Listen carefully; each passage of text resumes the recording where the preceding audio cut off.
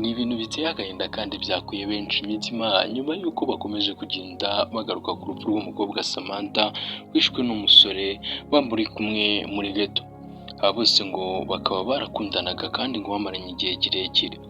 Ibi rero byakomeje kugenda bibabaza abantu benshi cyane, kurizwa n'ubutumwa bagiye boherezwa ndetse kandi no kubabazwa n'ibindi bikorwa bitandukanye bagiye bagorana.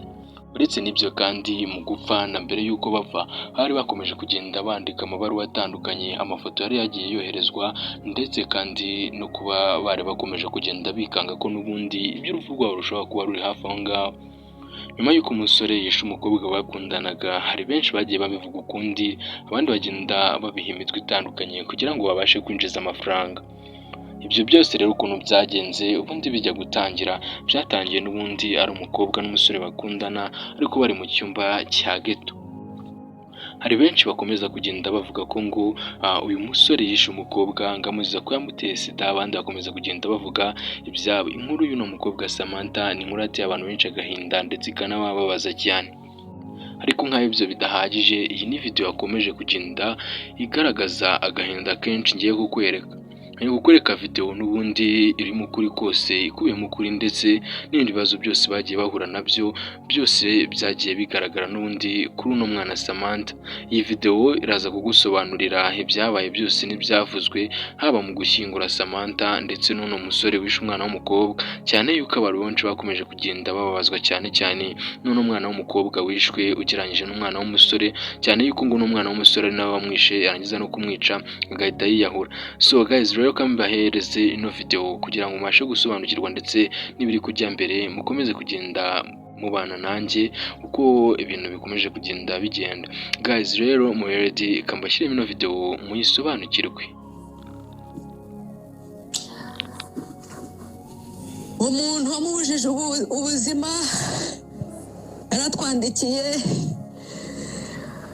atwandikira ko yamukunze ngabira akamwanga, ariko aravuga ko azamubona, ko azakora ibishoboka akamubona, ariko ntabwo byoroshe. Turamubwira ati se wa muntu we, ku mwana wanjye yagiye kwiga, twamutumye kwiga akagenda akiga akarangiza, ko azakundana nyuma katari igihe cyo gukundana kari ku ishuri, wamureka akiga. Arakomeza aratwandikira, natwe turamwandikira, turamusubiza, uko atwandikira tumusubiza, niko umutware yandikiranaga nawe, nanjye niko nahamagaraga Ngabire mubaza ngo ari he, kuko yari yambwiye ko agiye muri stage. Niko nahamagaraga Fifi tumutumira message, niko twahamagaraga Jafet, niko twasangiranaga amakuru, niko Jafet twamukuye muri siporo, niko mukuru wanjye mama Loisi tubanaha, turamuhamagara tumubwire ibyo turi kubona. Mu minota mike uwo muntu adutumira umupanga ngo ari bumwicishe.